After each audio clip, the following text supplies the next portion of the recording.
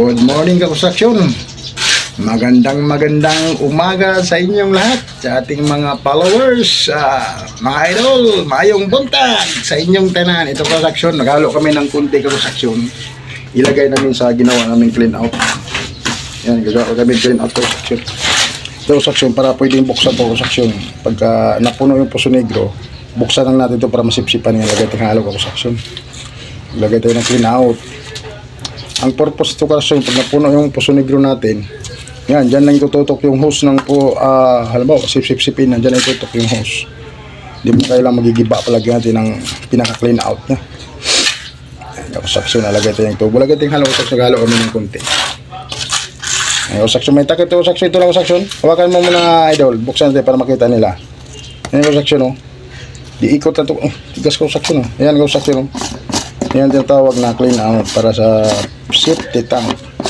Pag binuksan niya kakonstruksyon, binuksan mo na yan, yung itutok lang yung hose dyan para masip-sip yung waste ng Poso Negro natin. Yan.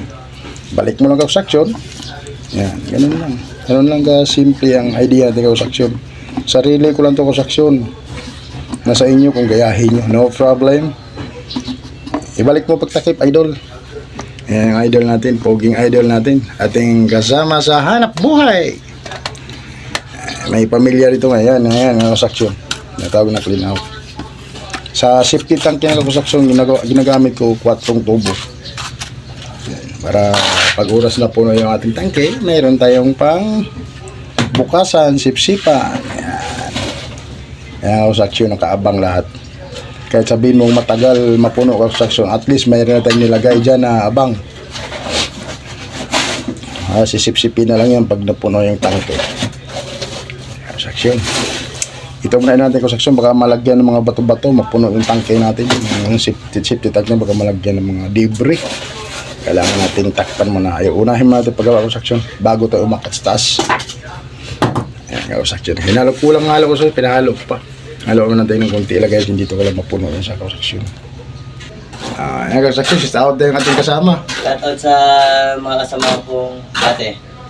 Kasama rin niya dati, shout out daw. Mga helper ko yan dati. Mga helper niya dati, shout out daw sa inyong lahat, mga idol. Yan ating makisig at masipag na kasama sa hanap buhay.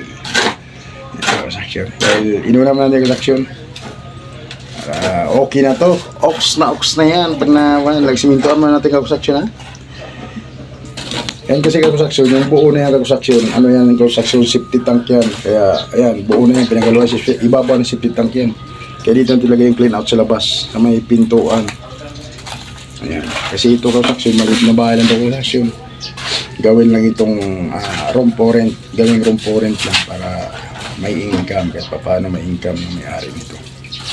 Construction, hinahalo sa kutsara lang construction dahil kunti lang kasi construction, pag pinalas, alanganin. Halo mo para ilagay natin dito sa clean out natin. Ayan, construction. Sa ating mga subscriber, maraming salamat sa inyong lahat, mga idol. Sa ating mga viewers, thank you very much sa mga silent viewers natin. Maraming salamat sa inyo sa walang sawang papanood sa ating mga video kakonstruksyon.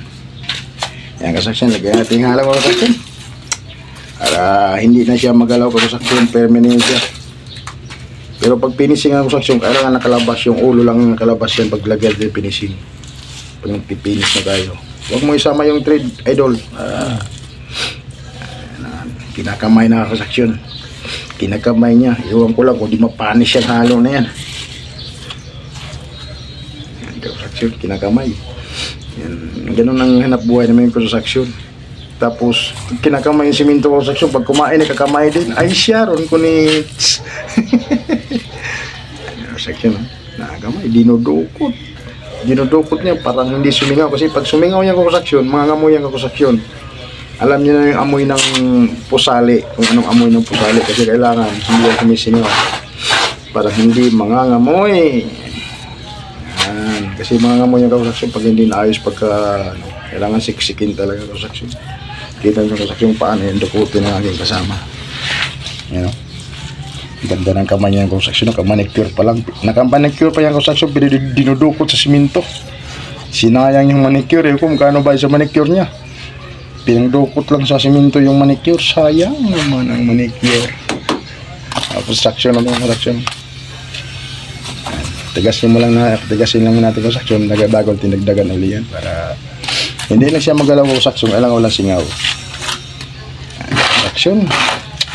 Hanggang dito na lang ang construction ng ating video mga construction. Maraming salamat sa mga nood pa lang sa ating mga video. At saka yung mga bagong mapadaan sa ating video mga construction. Pindot na lang mga construction yung ating notification bell para update kayo palagi sa mga gawin pwede sa araw-araw sa construction. That's all ka construction. Bye bye. I love you all.